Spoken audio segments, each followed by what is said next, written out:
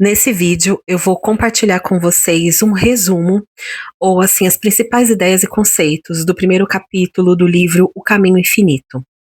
E já vou começar te fazendo um convite. Nosso Clube do Livro, nós estamos lendo esse livro, começamos essa semana, por isso eu resolvi fazer esse resumo, se você não esteve conosco, e se você esteve conosco também, esse resumo vai ser muito legal para clarear várias ideias. O livro do Joel Goldsmith, O Caminho Infinito, não é um livro complexo, difícil, os capítulos são curtos, a gente consegue ler em 1 hora juntas, porém os conceitos metafísicos e espirituais que ele nos traz são bastante profundos para serem ancorados. Joel Goldsmith traz uma linguagem cristã no livro, mas é completamente metafísico. Só que ele usa o cristianismo porque era a religião vigente da época, lá em 1940, quando esse livro foi compilado. Vamos lá, eu vou trazer os conceitos bem interessantes e esmiuçar. E eu também quero fazer alguns paralelos com o Curso em Milagres, porque eu vejo muito do que Jesus nos traz em Um Curso em Milagres, nas obras de Joel Goldsmith. Vou começar com uma frase que faz parte de um dos prefácios. Gente, o livro é tão maravilhoso que tem 3 prefácios, mas são ótimos de você ler. Uma das frases é essa aqui: ninguém possui uma mensagem pessoal. Não existe o que chamaríamos de mensageiro de Deus. Deus é seu próprio mensageiro e aparece à consciência humana no exato instante da demonstração. Por demonstração, entende-se cura espiritual. Joel chama Deus de Deus. Você pode chamar do que você quiser. Eu chamo de fonte de tudo que é. Fonte da criação, o ser infinito, imensurável. É aquele que o Kybalion chama de incognoscível, ou seja, que não se pode compreender, não com a nossa mente humana aqui do personagemzinho. Então, para efeito de compreensão, a gente fala Deus, fala fonte, fala o todo. O importante é que você compreenda que ele está falando aqui da luz que existe em todos nós, e não de um Deus lá fora. Sabe assim que as religiões falam que existe? Um Deus que a gente atribui um gênero, que é masculino para alguns, então é Deus, e para outros é feminino, é a deusa. Não, esquece a dualidade quando a gente está falando da fonte de todas as coisas. A fonte de todas as coisas não tem dualidade, não tem gênero. Ele vai falar sobre isso também nos próximos capítulos. Um dos autores de um dos prefácios diz o seguinte: assim, o homem foi induzido a um dualismo fatal, falando ainda da dualidade, tentado a viver simultaneamente em 2 planos distintos, o plano material e o espiritual, ambos aparentemente reais, mas sem relação compreensível entre si, como se fossem 2 sócios de uma firma que nunca se falassem. Posto isso, parece-me que este livro vai além, desmascarando a dualidade, mostrando que os 2 sócios são apenas um, que o mundo é apenas um e que as verdades eternas estão entretecidas, costuradas na vida diária, expandindo sua harmonia e anulando as discórdias. Ora, se é difícil rotular um livro, mais difícil ainda é rotular um autor. Quem é e o que é Goldsmith? Um mestre? Um curador? Tais palavras são no mínimo suspeitas e inquietantes para a maioria, e seriam também repudiadas pelo próprio Joel, visto que sua filosofia aponta para a renúncia de qualquer elemento pessoal, tanto no ensino como na cura. E por que eu estou aqui lendo algumas frases do prefácio para vocês? Porque o prefácio são notas dos tradutores, dos colaboradores da escrita daquele livro, e eles apontam para o cerne do livro. Como nós ainda estamos no primeiro capítulo, a gente só teve um encontro desse livro. Quarta-feira que vem será o nosso próximo encontro, então fica aí o convite para vocês. Eu vou deixar no comentário fixado. É importante a gente entender para onde esse livro está apontando, para ver se faz sentido para você também vir ler ele com a gente no Clube do Livro. Tem um outro trechinho do prefácio que eu quero muito trazer aqui para vocês, que fala sobre a luz. Relembrando uma passagem deste livro, né? Então, abre aspas, sempre houve homens que trouxeram o que pareciam trazer as mensagens da presença de Deus e da irrealidade do mal, que trouxeram a luz da verdade aos homens, e sempre estes entenderam tais mensageiros como sendo a própria luz. Por não conseguir discernir, ver que aquele que tomavam como alguém de outro mundo era a luz da verdade dentro da sua própria consciência. Então, aqui nós estamos falando dos grandes mestres que trouxeram mensagens das suas experiências com Deus, Jesus, Lao Tse e tantos outros que vieram antes e depois do próprio Jesus. Só que a gente, por não saber discernir, compreender o que estava sendo dito ali, a gente tomou esses homens, esses mensageiros, como sendo a própria luz, e a gente não compreendeu que aquela luz que estava neles também está em nós, então nós passamos a endeusá-los. E foi o que a gente fez com Jesus. A gente confundiu e entendeu que Jesus estava dizendo que ele era Deus. Sim, ele estava dizendo que ele era Deus, mas não somente ele. Ele estava dizendo que ele é e que eu e você também somos, é o eu sou em nós. Nós vamos falar muito sobre isso nesse livro. Entrando já no primeiro capítulo, agora palavras do próprio Joel Goldsmith, ele começa falando sobre o verbo. É óbvio, né? Começa do início. Eu falei para vocês que ele fala numa linguagem cristã e ele traz muitos trechos bíblicos. Só que ele interpreta esses trechos bíblicos, assim como Neville Goddard, Joseph Murphy e vários outros autores, eles reinterpretam com um viés da metafísica, um pouco mais ocultista, porque vamos dizer assim que a mensagem da Bíblia, ela tem dois vieses, né? Um para os neófitos, para as pessoas que estão lendo e interpretando ao pé da letra. Então eles vão ler lá, por exemplo, que um grande peixe engoliu o profeta, sei lá, Jonas, por exemplo. E as pessoas vão compreender que isso aconteceu de fato, que isso é literal. Mas não é, é uma metáfora. É uma história, uma parábola que conversa com a nossa psique, com a nossa consciência e que traz uma mensagem. Vocês lembram da história de Hércules, né? Então, para os hebreus, para os judeus, lá no Velho Testamento, eles chamam Hércules de Sansão. Então, eles recontam a história de Hércules, só que com um novo nome, entende? Era um homem forte, grande, tinha cabelos compridos, a sua força estava no cabelo, ele deslacerava com as mãos leões e blá blá blá blá blá. São metáforas, esse cara não existiu. Em todas as culturas do mundo, sempre tem histórias assim de Supermans, He-Mans, entendem? Então, Joel começa assim: no princípio era o verbo, com V maiúsculo, e o verbo era com Deus, e o verbo era Deus. Ele faz uma citação bíblica. E o verbo se fez carne. O verbo se fez carne, mas ainda é o verbo. Não mudou sua natureza, sua qualidade ou sua substância por ter se feito carne. Qual é a substância do verbo? É luz, né? A causa tornou-se visível como o efeito. Esse incognoscível que nós chamamos de Deus, a fonte, o todo, ele é a causa e o efeito. Mas a essência ou a substância continua sendo o verbo, o espírito ou a consciência. Entende?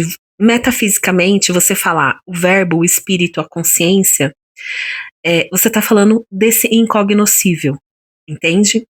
Por este prisma, podemos compreender que não há um universo espiritual e um universo material. Essa dualidade, gente, ela só existe na mente humana. Mas que o que se apresenta como nosso mundo é o Verbo feito carne, o Espírito tornado visível. É a mesma coisa.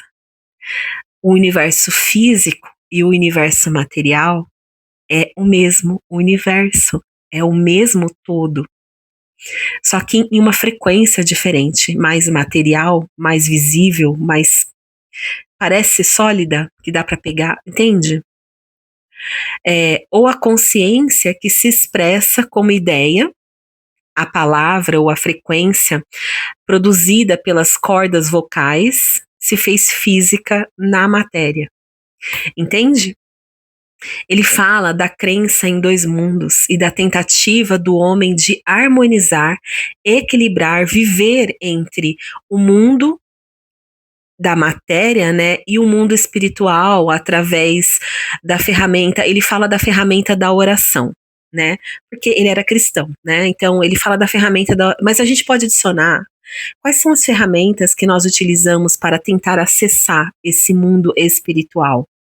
Então, por exemplo, meditação, a mediunidade, sound healing, né, que é a cura através da vibração da música, do som, e outras técnicas que criam frequências vibratórias elevadas em hertz, 400 hertz, 432, que é a frequência do coração. Tudo o humano tentando uma experiência espiritual, fora as medicinas, substâncias endógenas, enteógenas, que induzem estados alterados da consciência. Isso aqui fui eu que coloquei, tá? O Joel não fala sobre isso. Mas aqui eu estou tentando trazer a mensagem do Joel mais perto do nosso tipo de espiritualidade, das pessoas que me seguem aqui, tá? Então, para obtermos saúde e harmonia em nossa vida, que é o Joel falando, não temos de nos desfazer, nem mesmo mudar este universo material e efêmero, mas bastará corrigirmos a visão limitada que temos da nossa existência. E olha só como isso se alinha com um curso em milagres, onde Jesus, através. Peraí, me perdi aqui. Onde Jesus, eu que escrevi essa parte, tá, pessoal? Não é o Joel falando. Onde Jesus, através de 365 lições, uma para cada dia do ano. Para quem não conhece, gente, um curso em milagres é um livro bem grossão assim, mas que se torna bem didático e simples da gente ler e estudar quando a gente pratica o livro de lições, que são 365 lições que Jesus traz para nós, uma para cada dia do ano. E essas lições nos conduz por esse caminho de correção do que Jesus chama de mente errada, que é, o que é a mente errada? É a identificação com o mundo visível, ou com o personagem, com o corpo que parece que a gente é. Joel está falando sobre isso. Ele chama o aluno de pesquisador da verdade.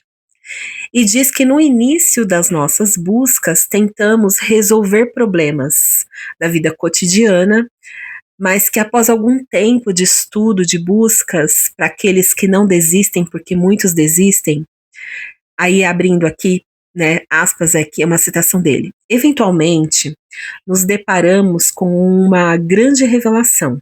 Quem faz isso? Os buscadores da verdade. Os mortais podem assumir a imortalidade apenas na medida em que anulem a mortalidade. Eu vou explicar. O que o Joel está falando aqui, né? Ele não está dizendo que que a gente tem que pegar a identidade humana e simplesmente, sabe o personagem que você se identifica? Não é sobre você pegar essa identidade, esse personagem e melhorar ele, adicionando espiritualidade em cima dele. Ou seja, eu, Luluzinha humaninha, mais um pouquinho de Deus ou mais um pouquinho de iluminação é igual a...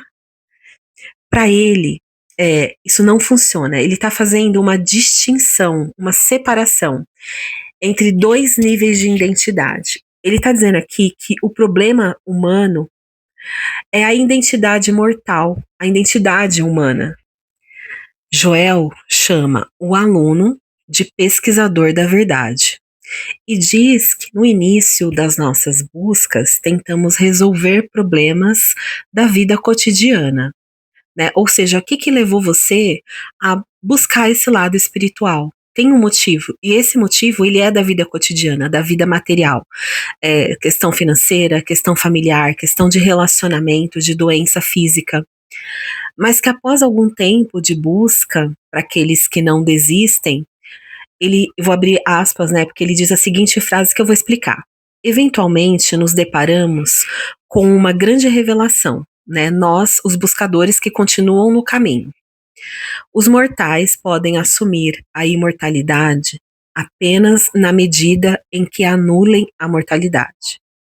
Eles não podem acrescentar harmonia de espiritualidade imortal à condição humana.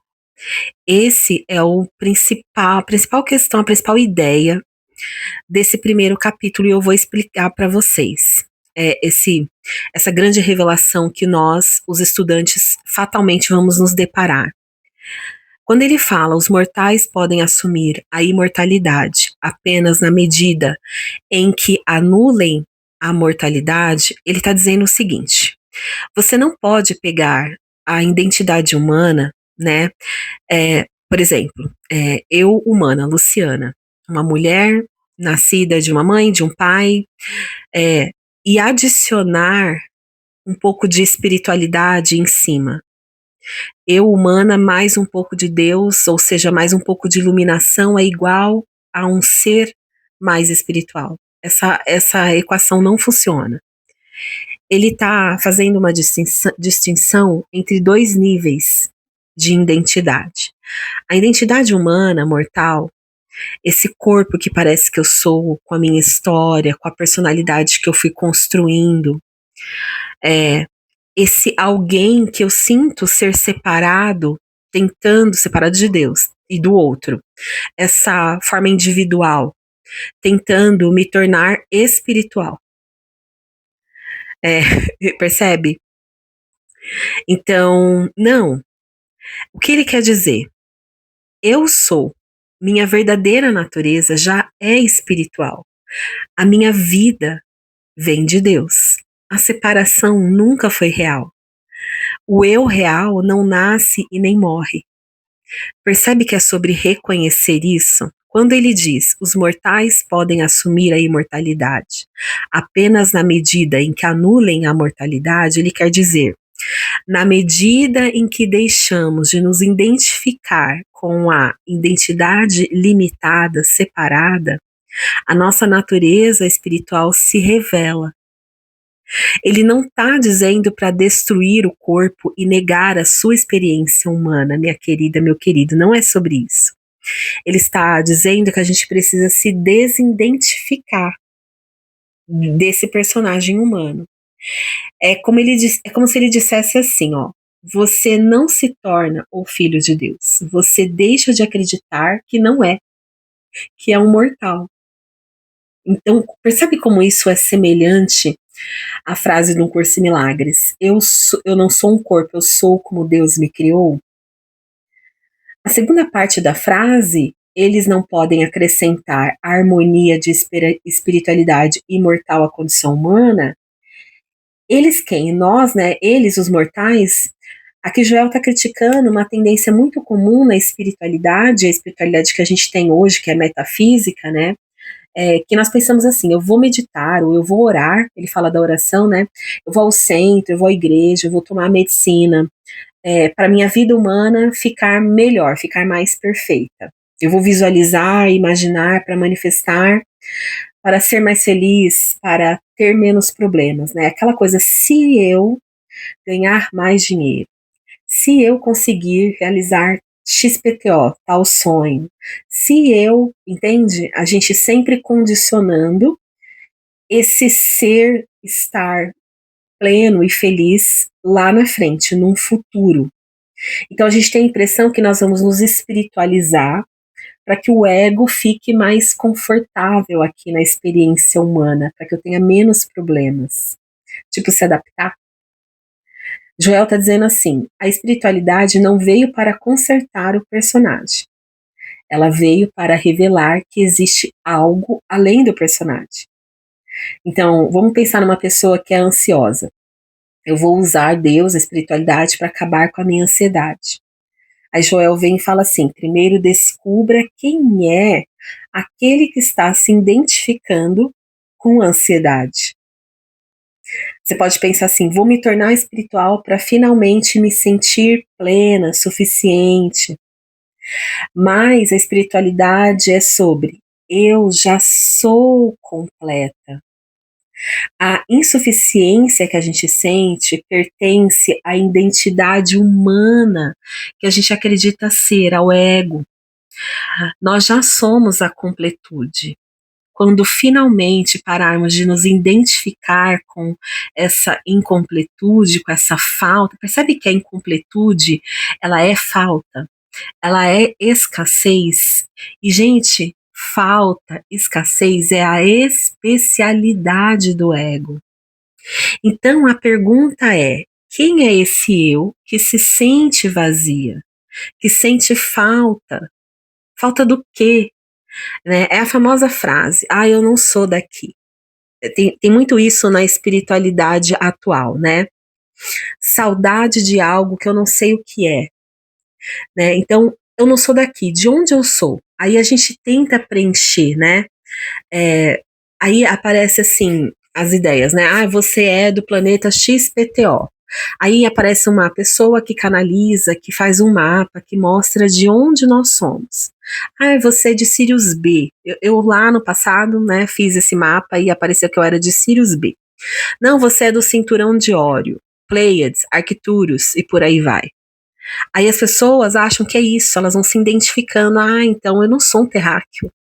Eu não sou daqui, eu sou de Pleiades, é por isso que eu sinto esse vazio. Entende? É isso que ele está falando aqui. Essa saudade não é de um possível planeta onde talvez você tenha tido uma vivência lá, ou tenha um de você numa realidade paralela lá. Tudo isso é possível, tá, gente? Mas tá, depois a gente deixa isso para outro vídeo. Essa saudade, essa falta que a gente sente é da casa do Pai, é do céu, é do reino, é da fonte, da luz, de onde nunca saímos de verdade. Não pense que você desceu lá da luz e entrou num corpinho físico de um bebezinho fofinho. Você, como luz, como totalidade, está apenas projetando 1% de quem você é nessa realidade aqui, né? O Joel não chama de sonho. A palavra sonho vem lá de Jesus, de Um Curso em Milagres. Joel chama de realidade materialista. Então pensa assim, vamos supor que você, para a gente entender uma metáfora, né? Que você é um ator, uma atriz, e você está em vários canais ao mesmo tempo, interpretando diversos papéis. Então, num canal você está num filme, no outro você está numa comédia, no outro você está numa série, no outro você está num reality show. Mas nenhum desses personagens que você está interpretando é você de verdade, é apenas uma expressão de você. Então, tudo bem, pode ser que tenha, assim, uma expressão de você lá em Pleiades, no cinturão de Ório. Pode ser que tenha. Mas o ponto aqui é, então, você está sonhando com o quê? Aqui. Esquece sua versão na realidade paralela lá. Vamos pensar aqui, nesse personagem que você está interpretando. É um personagem que é pobre, que está cansada, sofrida. Aí, dentro do sonho, né, desse filme que você está interpretando, você tenta ganhar mais dinheiro, porque você acha que se você ganhar mais dinheiro você vai ser mais feliz. Ou então você tenta melhorar ali o seu relacionamento, o seu casamento, porque você acha que quando ele te tratar melhor, você vai ser mais feliz. Você está tentando mudar para uma casa melhor ou maior, porque você acha que você vai ser feliz. Entende? Tudo isso melhorar o sonho, gente, tá tudo bem você querer ter um sonho mais feliz, tá tudo bem. Mas Joel aqui está apontando para uma coisa mais profunda, por isso que eu falei. Não é que é difícil de entender, é que é profundo. Ele está apontando para a causa. E se você acordasse e percebesse que nunca foi esse personagem? Então eu te convido para vir ler esse livro conosco, descobrir como que Joel ensina a gente se desidentificar do personagem. Nosso clube do livro é gratuito, nós nos reunimos, nós disponibilizamos o PDF, então você não precisa comprar o livro, embora esse livro ele é baratinho, mas a gente te manda o PDF, entre em contato com a gente se reúne às quartas-feiras, às 8 horas da manhã online. Se você quer participar, deixa o seu comentário aqui abaixo, que eu converso com você lá nos comentários. O YouTube ainda não me permite colocar um link externo, só depois que eu tiver, sei lá quantos seguidores. Então aproveita para você não perder os próximos vídeos, se inscreva nesse canal, me ajuda se inscrevendo. A gente se vê no próximo vídeo.